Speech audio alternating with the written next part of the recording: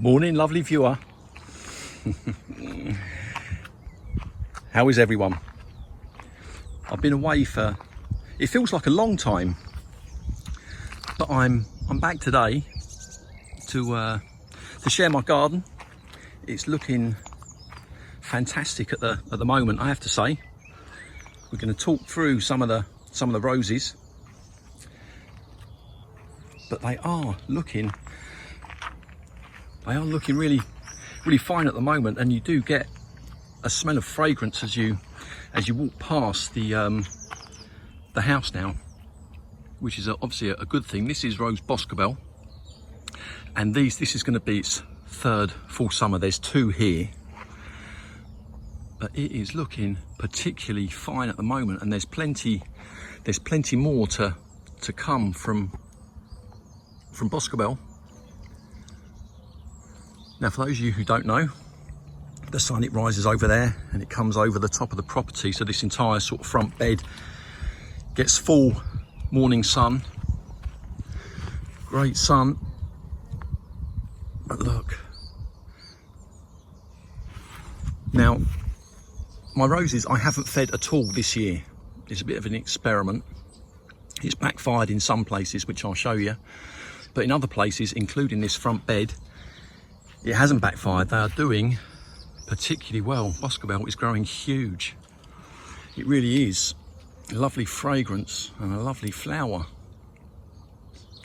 Really is doing well. All I've done is I've put down about 4 or 5 inches of plant-based organic mulch, and I put it down in about mid-April. This is Olivia Rose Austin. This is going to be its full summer. And it's actually it is massive, 6 foot. It's as tall as me. It does need deadheading. I haven't deadheaded Olivia just yet, but you can see, you know, this is the roadside here, and it is really putting up a show. I haven't even watered any of these roses yet this year, and we have been very dry for the last month, and there's a reason as to why I haven't watered these roses, nor the roses on that side, which I'll probably talk about later. In fact, spoiler alert, I'll tell you now, this is Queen of Sweden. Yeah, we've been invaded with rabbits this year. Rabbits and other sort of burrowing creatures, and whenever I put the water down, we get the burrowers instantly. The ground is so hard now. See this upright growth here of Queen of Sweden. You know, you can talk about roses and ideal sort of locations for roses, and if you've got a risen path and the soil level is beneath your feet, Queen of Sweden, fantastic location. This sort of upright growth. Queen of Sweden didn't do so well for me last year, but this year she looks like she is doing fine, and again, that is with no feed.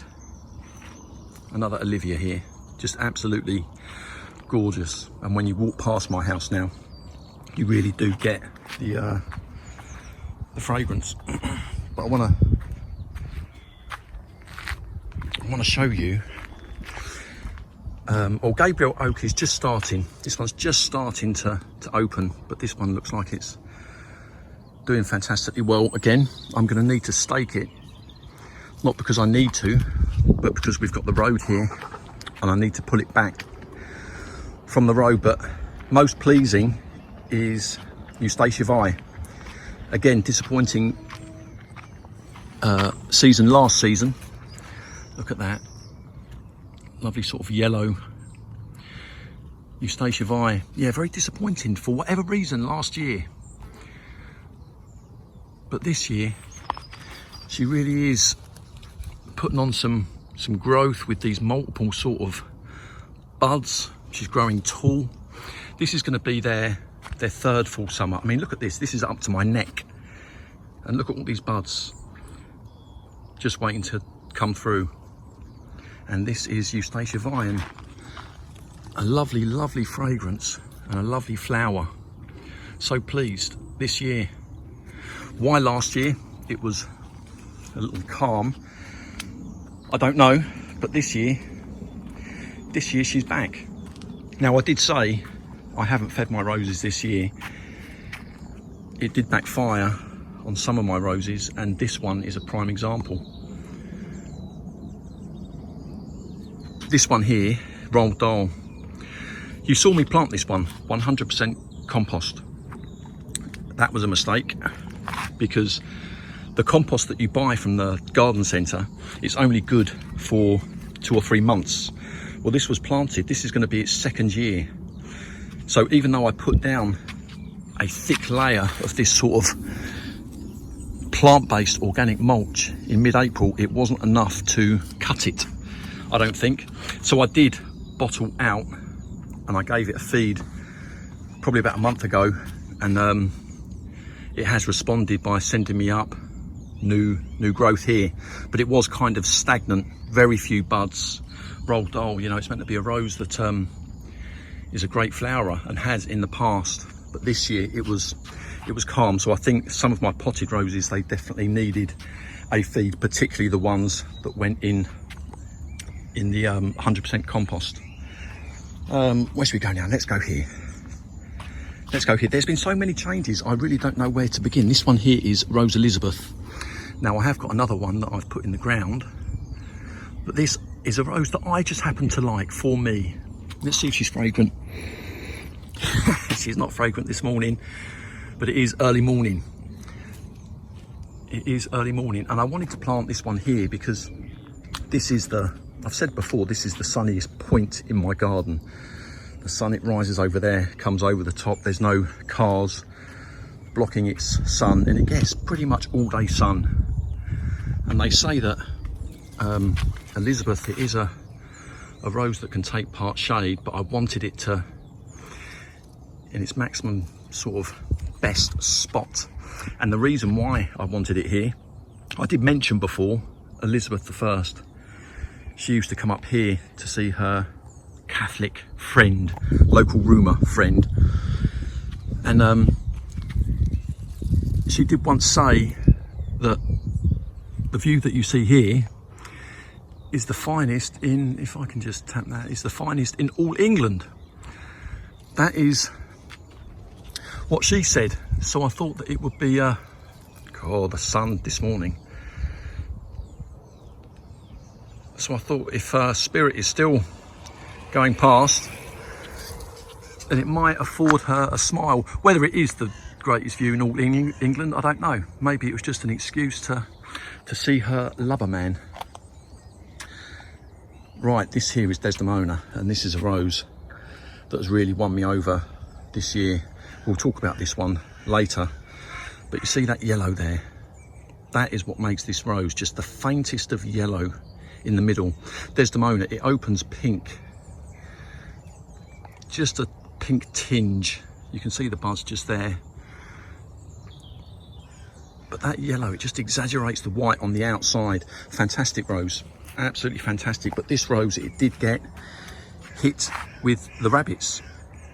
Basically, a rabbit was going along the wall here, going pot to pot, and just annihilated Desdemona and several of the others. The only thing that was remaining of Desdemona was that top section here. But now I have very crudely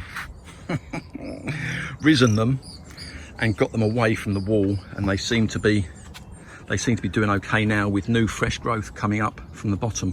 Fragrant Cloud, that one got annihilated from top to bottom, which was very sad. But it's funny because when I come out and I saw the destruction, my eyes immediately went to Fragrant Cloud, Rosemary Harkness. And this is Rosemary Harkness, and thankfully Rosemary Harkness was a rose that didn't get hit. And when you talk about your favourite roses, you know, it's my attention was, it went straight, and I was so pleased when Rosemary hadn't been hit.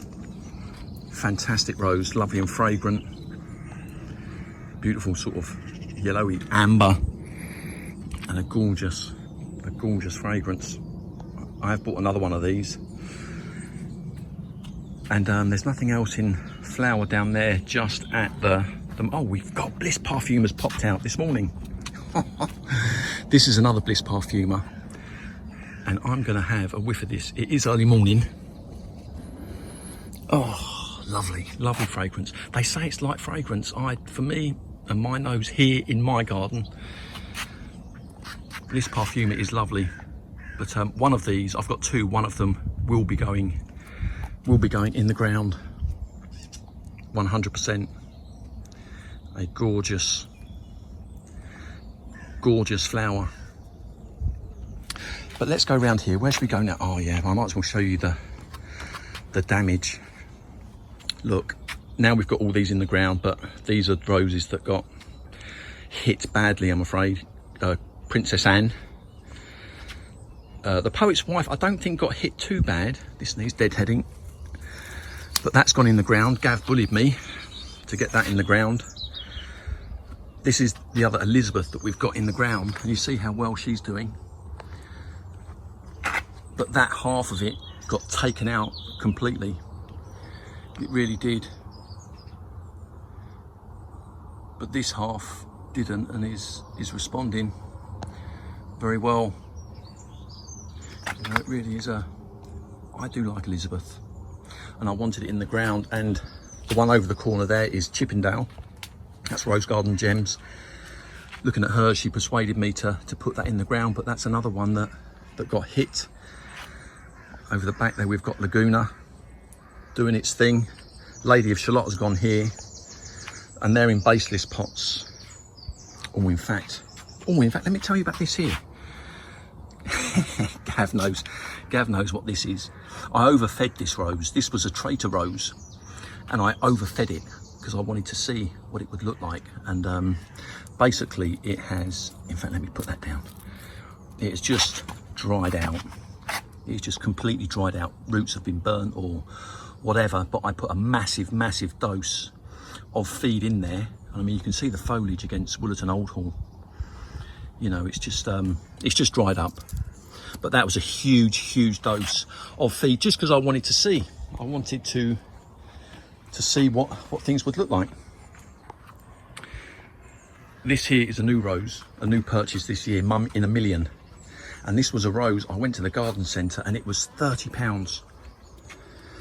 Less than 30, £29. An amazing rose. Really nice and fragrant.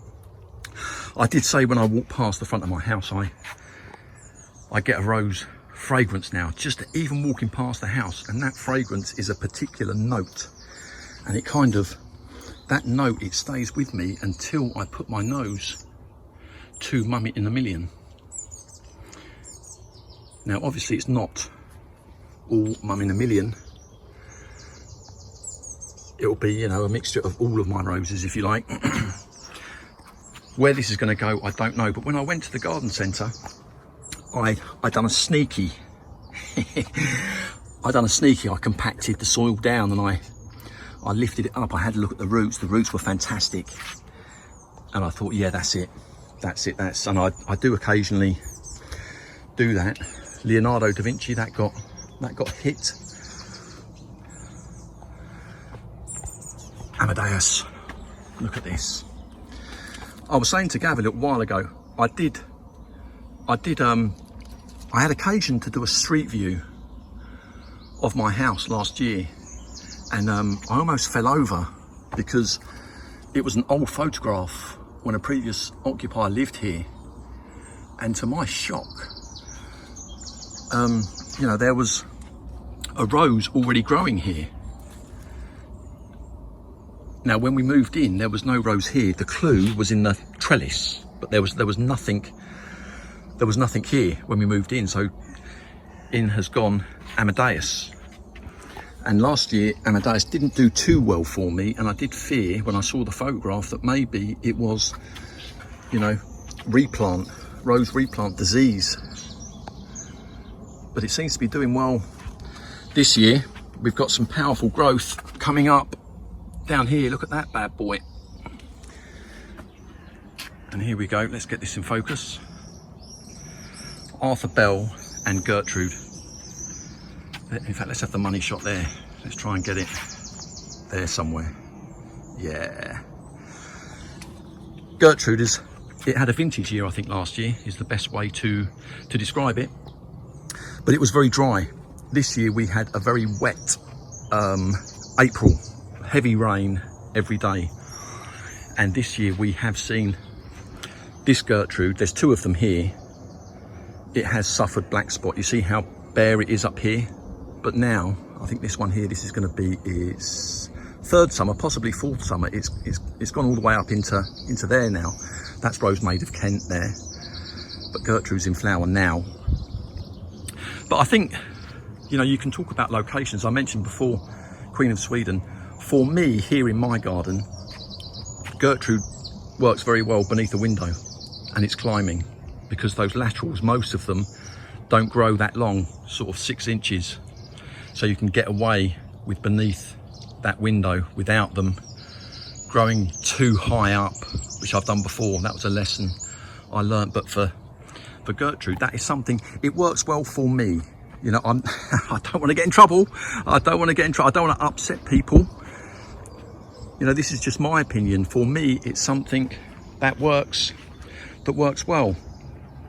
We've extended this bed here, and we've got most of the Parfumer collection here. We've got Dark Desire, aka Royal Parfumer, Summer Romance, Earth Angel, another Dark Desire, Spicy Parfumer, Fruity Parfumer, First Crush here. So most of them are there. Summer Romance, it does need a deadhead. And I've got more of the Parfumer collection potted in the back garden that are older. And we'll talk about the Parfumer collection more when I go around the back, when you can see them in flower properly. But what I want to know, what I'd love to know, I know Summer Moon, she has a fantastic channel. I've said before, she's got some fantastic roses, including a magnificent Summer Romance. But what I want to know is how often these roses regenerate, because even though mine are babies, this will only be this will be its first full summer. The ones that I had last year, after they flowered with a sort of magnificent display, there could be an 8-week delay before the next flush. Very fragrant roses, Summer Romance, healthy, strong growing, and duration 2 weeks. Must be 2 weeks out of these roses. But this here is another Desdemona, currently potted, but I can tell you now she is going to go in the ground here. And again, look at that, see the light? It's that sort of vanilla sort of centre that makes Desdemona, I think, with that bright sort of shiny, almost white around the outside. When they first opened, that sort of pink. I did do I know I spoke about a comparison between the David Austin roses and the Kordes roses last year, but I learned during the year that, see that yellow there? Absolutely fantastic. And I'm not a fan of white roses, but as you can see, I've got 2 Desdemonas now. Lovely fragrance. Yeah, I've done that comparison, but as the year went on, I have noticed that the David Austin roses, as a general, they tend to reflower quicker. The flowers aren't as long lasting, whereas certainly from the Parfumer collection, with the exception of Spicy Parfumer,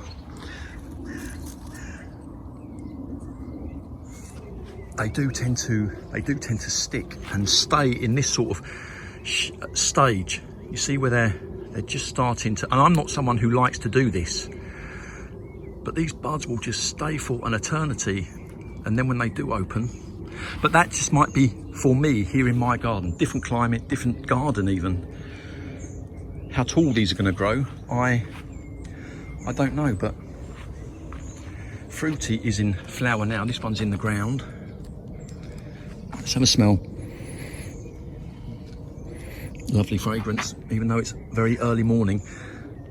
Lark Ascending is not in flower as yet, but that has grown very wide. and it's growing very big. I think that certainly appreciated the being planted in the ground and taken out of a pot. Now it is quite bare here. I've planted probably 200 anemones here, all around here. We need to get more in the ground, all in these beds. Look at this here, timeless purple. This will be fragrant. Yeah, look at that. Look at that, absolutely divine. There has been a bit of a change around here. Here we've got Audrey Wilcox. Wow, I've just noticed a shed load of aphids. Look at that, can you see that? That is an infestation. Now I did say on my channel a long time ago that aphids, they didn't seem to do any harm to my roses, but that is definitely false, because I can assure you that that infestation there, that bud, it will not open, or at best it will open deformed. So I'm gonna get that off the fresh growth. Yeah, I went to the garden centre and there were 2 roses there, and I knew that I wanted new roses here with fragrance. So Audrey Wilcox was another one. I'd done a sneaky, I unpotted it and the roots were fantastic. Deep Secret was another one that I wanted, and above ground it was the healthiest. Beneath ground there wasn't much there, but there wasn't much in the way of choice. And to see these 2 roses, you know, this one's probably 3 times bigger. New roses planted this year, it doesn't surprise me. And there I've got Bonica, a shade loving rose. I got this one from Naffy's channel, and that's doing well, but it does get right beneath that tree, it does get a little bit more shade than I would have liked. And this one here, there's 2 dark desires here. That one there, this is going to be I got it midway through last season and I couldn't get hold of it for love nor money. But when I did get hold of it, when it got delivered, the root ball was very small. These here are the same age, exactly the same age, from different suppliers. That one had a great root ball. In fact, this one here, let me talk to you about this quickly, because you see the shape of that. Now this here, it did have a huge bit of growth coming up just there, right in the centre, and probably I wouldn't call it bravest, but I thought about it long and hard, and in the end I decided to cut it out when I was pruning. And you see that shape there, it really has responded very well, but it was a bit of a nervy moment because that was the strongest bit of growth in that rose. Right, let's go out the back garden. Yeah, I've been off YouTube for what feels like a long time. What I will say is that I think there are some strange people about. You know, YouTube, it can be a strange sort of place. And I don't get anything from YouTube, never wanted anything from YouTube, never asked for anything from YouTube. I share my garden just for the fun of it. Nothing more than that. I'm not looking to do anything. I'm not looking to expand anything. The only thing I'm looking to grow are things that I stick in the ground. That is it. I'm not part of the creator program. I never will be. And I thought, well, you know, I just took some time out. We'll leave it at that. This here is Sceptred Isle. This here is Sceptred Isle, and it's doing fantastically well. But I have noticed these flowers are going over a little prematurely, I think. But this is not anything to do with the rose. I think this rose is in desperate need of a water, because some of these, this one here in particular, that only started to open yesterday. So I think sometimes, you know, the petals are going to take the hit before the foliage. But like I say, I've been trying to limit the water as much as I can, because it just attracts these creatures. This pot here has been emptied, I don't know how many times. Just emptied. you know, like a foot down, all onto the floor there. But despite that, I can assure you, it does need, for longer lasting flowers, you know, water is one thing, but I'm doing a kind of balancing act. The other thing I'll say is, with regards to the flowers, my mum, she's been growing roses all her life, and what she does is she will often pinch some of the buds out, and what she says is that increases the size of the roses that you will get. That's what she says. Right, here's Gertrude, grown as a shrub, of course, and last year it must have been a vintage year. In fact, this year there's no disease on Gertrude at all, nothing, compared to out the front, you know, where I've got those climbing roses. If you've got that situation where you've got that windowsill, you're thinking about what climber, and you've got no other roses nearby, it has to be Gertrude, surely. You know, if you only intend to plant one rose, because even if you get a year where it does suffer from black spot, if there's no other roses nearby, that would be for me, that would be the perfect location for Gertrude. I'm gonna have to have a smell. Yeah, time of day, doesn't matter. Fragrant rose, and doing very well. Westerland, that needs a dead head, but that was looking fine just a short while ago. Long lasting flowers again. Looks like some disease is coming in here, but a lovely rose, here we go. Rose Westerland, lovely sort of orange and fragrant climbing rose, and that's in a baseless pot. Now Pompanella. Pompanella's gone in the ground here. I can't even remember the last time you saw it, but you can probably tell by the chicken wire that Pompanella got struck. Pompanella got struck and the bottom 3/4 got taken out. Now it has started to send up new strong growth from the bottom, but all of that was gone. All of that was gone in one sitting. That is how quick it happens. Here's another fruity perfumer. This one's potted. Yeah, I want to know how quickly these regenerate. Right, this one here is Rose Utison. I've said before, very popular in sort of Europe, mainland Europe, Central Europe, Russia. And I said to Gav a while ago, it was still relatively early in the season, and it had like 100 buds on it. Very, very floriferous. And here's I'll try and show you some flowers. A lovely sort of, it is a bright pink, but if you're looking for a rose that is floriferous, then Rose Utison could be for you. Occasionally, very occasionally, you get a light fragrance from it. But I've seen many now on YouTube channels, and whenever you see mature ones, you do notice they are heavily staked. And I think that is just the sheer weight of flowers. And this one, this is only going to be its second summer. And it is just budding its heart out. And soon it's going to be flowering, the increased weight of those flowers. But I have already put several stakes in there. But Rose Utison is a beast. It is going to go in the ground, and I'm hoping it's going to go in the ground here. All of these roses I'm hoping are going to go in the ground, but the jury for me is still out on Earth Angel. You know, I've got two of them. I'm looking at this again. I don't like to do this.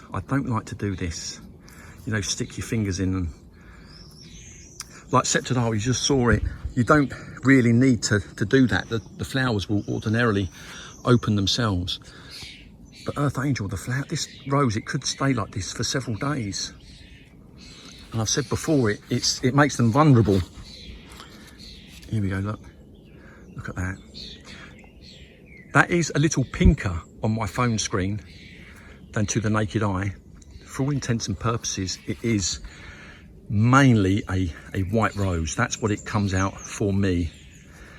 But these, they do need encouraging. They do need encouraging. I don't want to do it too much, but you can get them open. Summer Moon, if you're watching, please tell us your secret. What's in your hump? What does please me, I've just noticed it, is there's fresh growth coming up here. That is a good sign. This one here is going to be its second full summer, but I did get it midway through the previous summer, and you can see it's budding well, but I want to see how long it takes. Look at that, we're 30 minutes now. Brother Cadful, another rose that got hit down the bottom here, but let's have a look here. Beautiful, lovely fragrance, one of my favorites, and it's doing well. It's doing well, but it did, the bottom 3/4 got taken out. Sweet Honey, look at the size of it. They say it grows 2 foot wide by 3 foot high. Well, I can assure you that is 6 foot. Absolutely huge. With hindsight, this was planted in the wrong place. I should have planted it further down. It gets sun. What time are we now? We're 8:30, and it's just broken out into sun, and it will see sun until probably sunset. But look at the number of buds on this, gazillions of them. Non-fragrant. Caroline Knight isn't doing too well for me as yet, but we're gonna give that some time. I can't remember who recommended St Ethelberger. Fantastic rose, absolutely fantastic. It's another rose that needs deadheading. Lovely fragrance. It's flowered its heart out already this year. It's still not finished, but that's looking good. I'm hoping that Eden Rose now will do well there. Finally, here's another. See, this is the oldest summer romance that I've got. Look at that. Early morning. Fantastic. And 2 weeks. I get 2 weeks out of these roses. And you see I'm getting more than one sort of bud here. That might be age related. This one is potted. You know, I'm gonna deadhead this because I want to see again, I'm seeing new growth here. That is a good sign. That's what we want. We don't want to see such a large gap between the flushes. Here's Bliss Parfumer, and that one got completely eaten from top to bottom, which is a real shame, but it got completely wiped out. It's started to come back now. And Spicy Parfumer. This is a rose, it didn't have a problem with reflowering last year. We have had a lot of wind, and I think this rose here, you see all the damage around the edge. I don't think it's going over. Again, I don't like to put my fingers in. Ooh, but as you know, one of my favourites. And you know, it's only 2 flowers at the moment. There's plenty more to come, and it's potted, and it's been eaten. All of the lower 3/4 got completely taken out, but thankfully it started to come back. Right, lastly, we're 34 minutes. This here was the first rose in my garden to flower. It's Madame Aphid Carrière, which I know is a very unusual name, Madame Aphid. And it's ironic that you're only seeing one flower from her now, because she's been putting up a magnificent show until now. Climbing Rose, and this rose I know is going to replace Snow Princess at the front of the house, because this will reflower and it will keep on reflowering. Look, there's new, it's already given me a flush, a complete flush, and look, there's buds ready now for the next one. It's got several of them. So I've no doubt in my mind at all that this is going to be a temporary sort of home for Madame Aphid this year, and then she's gonna go to the front. In fact, I'll tell you very quickly, that we have moved Kifsgate to here, behind this buddleia. She was in the front garden growing up a tree, and I somehow managed to untangle her as best I could. I had to prune a lot of it back, but she started to grow back now, and I think she'll do well here. I really do. You know, this sort of rambling, sort of rose, ferocious sort of grower, once flowering, and that sort of display going across this back fence here, I think will do well. Right, like I say, I've been away for a long time. I have encouraged people to upload, to share their gardens in the past. There's some strange people about, there really are, and I say that only because I have encouraged people to share their gardens in the past. There's plenty, you know, my opinion, there's plenty of room for everyone. But just be advised, especially if you do a commentary like me. I'm going to leave you with Fruity Parfumer. Right, lovely viewer, I hope you're well, and I hope you have a lovely day.